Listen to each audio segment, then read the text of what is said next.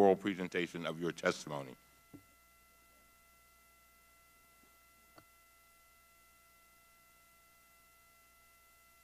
Is your mic on? Yes.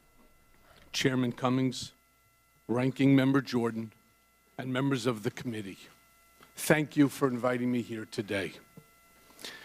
I have asked this committee to ensure that my family be protected from presidential threats and that the committee be sensitive to the questions pertaining to ongoing investigations. I thank you for your help and for your understanding.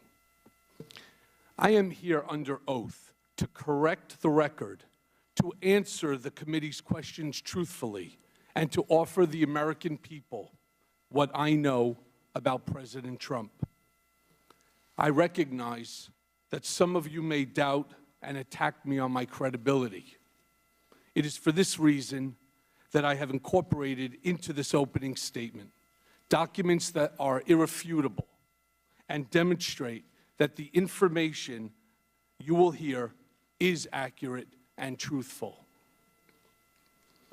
Never in a million years did I imagine, when I accepted a job in 2007 to work for Donald Trump, that he would one day run for the presidency, to launch a campaign on a platform of hate and intolerance, and actively win. I regret the day I said yes to Mr. Trump. I regret all the help and support I gave him along the way. I am ashamed of my own failings and publicly accepted responsibility for them by pleading guilty in the Southern District of New York. I am ashamed of my weakness and my misplaced loyalty, of the things I did for Mr. Trump in an effort to protect and promote him. I am ashamed that I chose to take part in concealing Mr. Trump's illicit acts rather than listening to my own conscience. I am ashamed because I know what Mr. Trump is. He is a racist, he is a con man, and he is a cheat.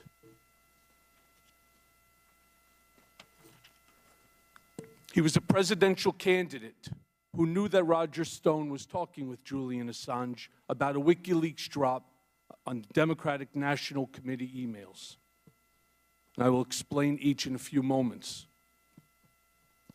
I am providing the committee today with several documents, and these include a copy of a check Mr. Trump wrote from his personal bank account after he became president to reimburse me for the hush money payments I made to cover up his affair with an adult film star and to prevent damage to his campaign. Copies of financial statements from 2011, 2012, and 2013 that he gave to such institutions such as Deutsche Bank. A copy of an article with Mr. Trump's handwriting on it that reported on the auction of a portrait of himself that he arranged for the bidder ahead of time and then reimbursed the bidder from the account of his nonprofit charitable foundation, with the picture now hanging in one of his country clubs. And copies of letters I wrote at Mr. Trump's direction that threatened his high school, colleges, and the college board not to release his grades or SAT scores. I hope my appearance here today, my guilty plea, and my work with law enforcement agencies are steps along a path of redemption that will restore faith in me and help this country understand our president better. And before going further, I want to apologize to each member, to you as Congress as a whole. The last time I appeared before Congress, I came to protect Mr. Trump. Today, I am here to tell the truth about Mr. Trump. I lied to Congress when Mr. Trump stopped negotiating the Moscow Tower project in Russia. I stated that we stopped negotiating in January of 2016. That was false. Our negotiations continued for months later during the campaign. Mr. Trump did not directly tell me to lie to Congress. That's not how he operates. In conversations we had during the campaign, at the same time I was actively negotiating in Russia for him, he would look me in the eye and tell me there's no Russian business, and then go on to lie to the American people by saying the same thing. In his way, he was telling me to lie. There were at least a half a dozen times between the Iowa caucus in January of 2016 and the end of June when he would ask me, "How's it going in Russia?" referring to the Moscow Tower project. You need to know that Mr. Trump's personal lawyers reviewed and edited my statement to Congress about the timing of the Moscow Tower negotiations before I gave it. So to be clear, Mr. Trump knew of and directed the Trump-Moscow negotiations throughout the campaign and lied about it. He lied about it because he never expected to win. He also lied about it because he stood to make hundreds of millions of dollars on the Moscow real estate project. And so I lied about it too, because Mr. Trump had made clear to me, through his personal statements to me, that we both knew to be false, and through his lies to the country, that he wanted me to lie. And he made it clear to me because his personal attorneys reviewed my statement before I gave it to Congress. Over the past 2 years, I have been smeared as a rat by the President of the United States. The truth is much different. And let me take a brief moment to introduce myself. My name is Michael Dean Cohen, and I am a blessed husband of 24 years and a father to an incredible daughter and son.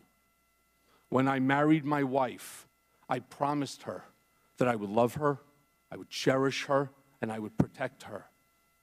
As my father said countless times throughout my childhood, "You, my wife, and you, my children, are the air that I breathe." So to my Laura, and to my Sammy, and to my Jake, there's nothing I wouldn't do to protect you. I have always tried to live a life of loyalty, friendship, generosity, and compassion. It's qualities my parents ingrained in my siblings and me since childhood. My father survived the Holocaust, thanks to the compassion and selfless acts of others. He was helped by many who put themselves in harm's way to do what they knew was right. And that is why my first instinct has always been to help those in need. And Mom and Dad, I am sorry I let you down. As the many people that know me best would say, I am the person that they call at 3 a.m. if they needed help. And I proudly remember being the emergency contact for many of my children's friends when they were growing up, because their parents knew that I would drop everything and care for them as if they were my own. Yet last fall, I pled guilty in federal court to felonies for the benefit of, at the direction of, and in coordination with individual number one. And for the record, individual number one is President Donald J. Trump. It is painful to admit that I was motivated by ambition at times. It is even more painful to admit that many times I ignored my conscience and acted loyal to a man when I should not have. Sitting here today, it seems unbelievable that I was so mesmerized by Donald Trump that I was willing to do things for him that I knew were absolutely wrong. For that reason, I have come here to apologize to my family, to my government, and to the American people. Accordingly, let me now tell you about Mr. Trump. I got to know him very well, working very closely with him for more than 10 years as his executive vice president and special counsel, and then as personal attorney when he became president.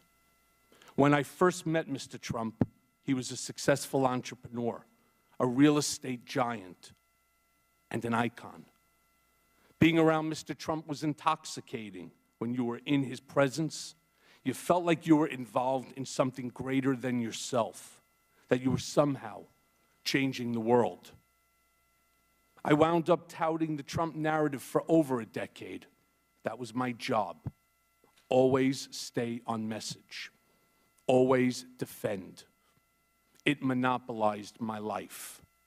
At first, I worked mostly on real estate developments and other business transactions. Shortly thereafter, Mr. Trump brought me into his personal life and private dealings. Over time, I saw his true character revealed. Mr. Trump is an enigma. He is complicated, as am I. He is both good and bad, as do we all.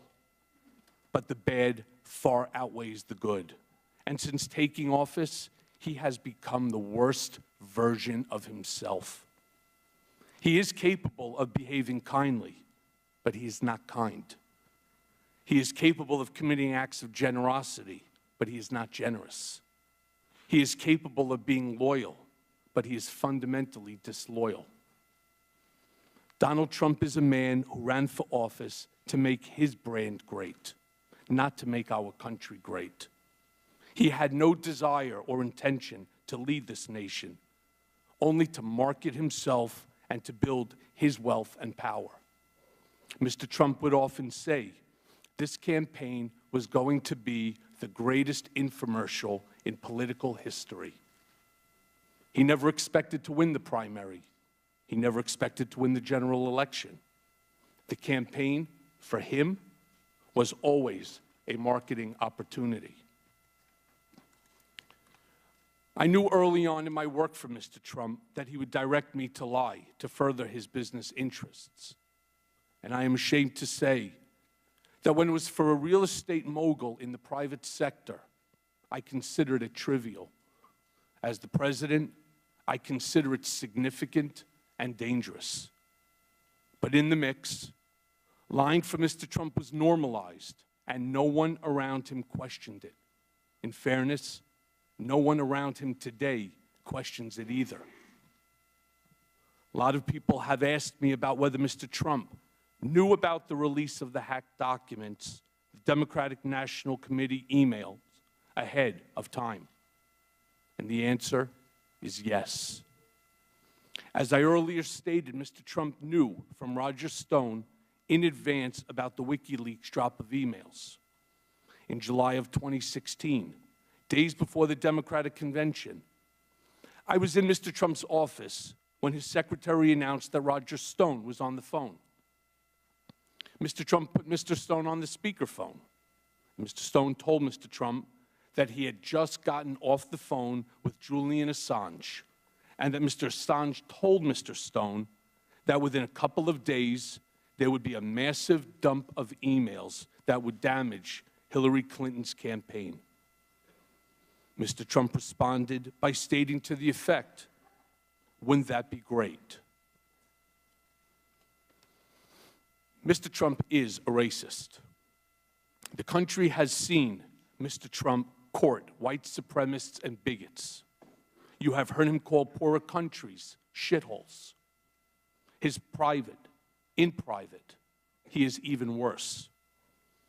He once asked me if I could name a country run by a black person that wasn't a shithole.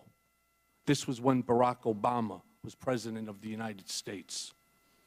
And while we were once driving through a struggling neighborhood in Chicago, he commented that only black people could live that way.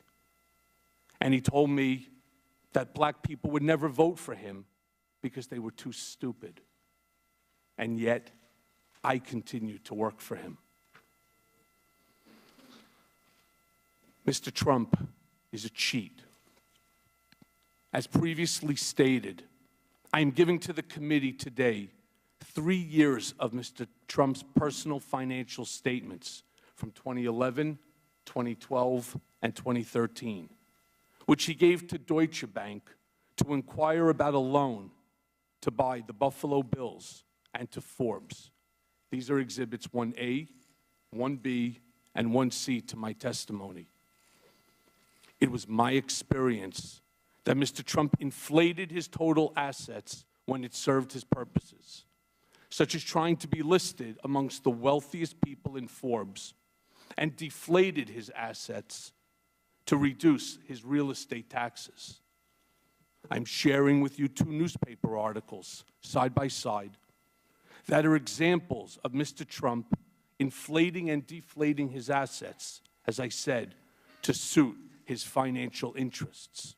These are Exhibit 2 to my testimony. As I noted, I'm giving the committee today an article he wrote on and sent to me that reported on an auction of a portrait of Mr. Trump. This is Exhibit 3A to my testimony. Mr. Trump directed me to find a straw bidder to purchase a portrait of him that was being auctioned off at an Art Hamptons event. The objective was to ensure that this portrait, which was going to be auctioned last, would go for the highest price of any portrait that afternoon. The portrait was purchased by the fake bidder for $60,000. Mr. Trump directed the Trump Foundation, which is supposed to be a charitable organization, to repay the fake bidder, despite keeping the art for himself. And please see Exhibit 3B to my testimony. And it should come as no surprise that one of my more common responsibilities was that Mr. Trump directed me to call business owners, many of whom are small businesses that were owed money for their services, and told them that no payment or a reduced payment would be coming. When I asked Mr. Trump, or when I told Mr. Trump of my success, he actually reveled in it. And yet, I continued to work for him. Mr. Trump is a con man. He asked me to pay off an adult film star with whom he had an affair and to lie about it to his wife, which I did. And lying to the First Lady is one of my biggest regrets because she is a kind, good person, and I respect her greatly, and she did not deserve that. And I'm giving the committee today a copy of the $130,000 wire transfer from me to Ms. Clifford's attorney during the closing days of the presidential campaign that was demanded by Ms. Clifford to maintain her silence about her affair with Mr. Trump. And this is Exhibit 4 to my testimony. Mr. Trump directed me to use my own personal funds from a home equity line of credit to avoid any money being traced back to him that could negatively impact his campaign. And I did that too, without bothering to consider whether that was improper, much less whether it was the right thing to do or how would it impact me, my family, or the public. And I am going to jail in part because of my decision to help Mr. Trump hide that payment from the American people before they voted a few days later. As Exhibit 5A to my testimony shows, I am providing a copy of a $35,000 check that President Trump personally signed from his personal bank account on August 1st of 2017, when he was President of the United States, pursuant to the cover-up, which was the basis of my guilty plea to reimburse me, the word used by Mr. Trump's TV lawyer for the illegal hush money I paid on his behalf. This $35,000 check was one of 11 check installments that was paid throughout the year while he was president. Other checks to reimburse me for the hush money payments were signed by Donald Trump Jr. and Alan Weisselberg. And see for example 5B. The President of the United States thus wrote a personal check for the payment of hush money as part of a criminal scheme to violate campaign finance laws. And you can find the details of that scheme directed by Mr. Trump in the pleadings in the U.S. District Court for the Southern District of New York. So picture this scene. In February of 2017, 1 month into his presidency, I'm visiting President Trump in the Oval Office for the first time, and it's truly awe-inspiring. He's showing me all around and pointing to different paintings, and he says to me something to the effect of, "Don't worry, Michael, your January and February reimbursement checks are coming." They were FedExed from New York, and it takes a while for that to get through the White House system. As he promised, I received the first check for the reimbursement of $70,000 not long thereafter. When I say con man, I'm talking about a man who declares himself brilliant, but directed me to threaten his high school, his colleges, and the college board to never release his grades or SAT scores. As I mentioned, I'm giving the committee today copies of a letter I sent at Mr. Trump's direction threatening these schools with civil and criminal actions if Mr. Trump's grades or SAT scores were ever disclosed without his permission. And these are under Exhibit 6. The irony wasn't lost on me at the time that Mr. Trump, in 2011, had strongly criticized President Obama for not releasing his grades. As you can see in Exhibit 7, Mr. Trump declared, "Let him show his records," after calling President Obama a terrible student. The sad fact is that I never heard Mr. Trump say anything in private that led me to believe he loved our nation or wanted to make it better. In fact, he did the opposite. When telling me in 2008 or 2009 that he was cutting employees' salaries in half, including mine, he showed me what he claimed was a $10 million IRS tax refund. And he said that he could not believe how stupid the government was for giving someone like him that much money back. During the campaign, Mr. Trump said that he did not consider Vietnam veteran and prisoner of war Senator John McCain to be a hero because he likes people who weren't captured. At the same time, Mr. Trump tasked me to handle the negative press surrounding his medical deferment from the Vietnam draft. Mr. Trump claimed it was because of a bone spur, but when I asked for medical records, he gave me none and said that there was no surgery. He told me not to answer the specific questions by reporters, but rather offer simply the fact that he received a medical deferment. He finished the conversation with the following comment: "You think I'm stupid? I'm not going to Vietnam." And I find it ironic, Mr. President, that you are in Vietnam right now. And yet, I continue to work for him.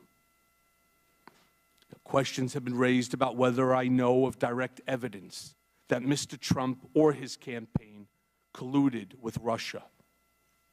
I do not. And I want to be clear, but I have my suspicions. Sometime in the summer of 2017, I read all over the media that there had been a meeting in Trump Tower in June of 2016 involving Don Jr. and others from the campaign with Russians, including a representative of the Russian government, and an email setting up the meeting with the subject line, "Dirt on Hillary Clinton." And something clicked in my mind. I remember being in a room with Mr. Trump, probably in early June of 2016, when something peculiar happened. Don Trump Jr. came into the room and walked behind his father's desk, which in and of itself was unusual. People didn't just walk behind, Mr. Trump's desk to talk to him. And I recall Don Jr. leaning over to his father and speaking in a low voice, which I could clearly hear, and saying, "The meeting is all set." And I remember Mr. Trump saying, "Okay, good, let me know." What struck me as I looked back and thought about the exchange between Don Jr. and his father was, first, that Mr. Trump had frequently told me and others that his son Don Jr. had the worst judgment of anyone in the world, and also that Don Jr. would never set up any meeting of significance alone, and certainly not without checking with his father. I also knew that nothing went on in Trump world, especially the campaign, without Mr. Trump's knowledge and approval. So I concluded that Don Jr. was referring to that June 2016 Trump Tower meeting about dirt on Hillary with the Russian representatives when he walked behind his dad's desk that day, and that Mr. Trump knew that was the meeting Don Jr. was talking about when he said, "That's good, let me know." Over the past year or so, I have done some real soul searching, and I see now that my ambition and the intoxication of Trump power had much to do with the bad decisions, in part, that I made. And to you, Chairman Cummings and Ranking Member Jordan, and the other members of this committee, the members of the House and Senate, I am sorry for my lies and for lying to Congress. And to our nation, I am sorry for actively working to hide from you the truth about Mr. Trump when you needed it most. For those who question my motives for being here today, I understand. I have lied, but I am not a liar. And I have done bad things, but I am not a bad man. I have fixed things, but I am no longer your fixer, Mr. Trump. And I am going to prison and have shattered the safety and security that I tried so hard to provide for my family. My testimony certainly does not diminish the pain that I have caused my family and my friends. Nothing can do that. And I have never asked for, nor would I accept, a pardon from President Trump. And by coming today, I have caused my family to be the target of personal, scurrilous attacks by the president and his lawyer, trying to intimidate me from appearing before this panel. Mr. Trump called me a rat for choosing to tell the truth, much like a mobster would do when one of his men decides to cooperate with the government. And as Exhibit 8 shows, I have provided the committee with copies of tweets that Mr. Trump posted, attacking me and my family. And only someone burying his head in the sand would not recognize them for what they are. It's encouragement to someone to do harm to me and my family. And I never imagined that he would engage in vicious, false attacks on my family and unleash his TV lawyer to do the same. And I hope this committee and all members of Congress on both sides of the aisle make it clear that as a nation, we should not tolerate attempts to intimidate witnesses before Congress, and attacks on family are out of bounds and not acceptable. And I wish to especially thank Speaker Pelosi for her statements, and it's Exhibit 9, to protect this institution and me, and the chairman of the House Permanent Select Committee on Intelligence, Adam Schiff, and you, Chairman Cummings, for likewise defending the institution and my family against the attacks by Mr. Trump, and also the many Republicans who have admonished the president as well. I am not a perfect man. I have done things I am not proud of, and I will live with the consequences of my actions for the rest of my life. But today, I get to decide the example that I set for my children and how I attempt to change how history will remember me. I may not be able to change the past, but I can do right by the American people here today. And I thank you for your attention, and I'm happy to answer the committee's questions. Thank you very much, Mr. Cohen. I now recognize myself. Mr. Cohen, before I start,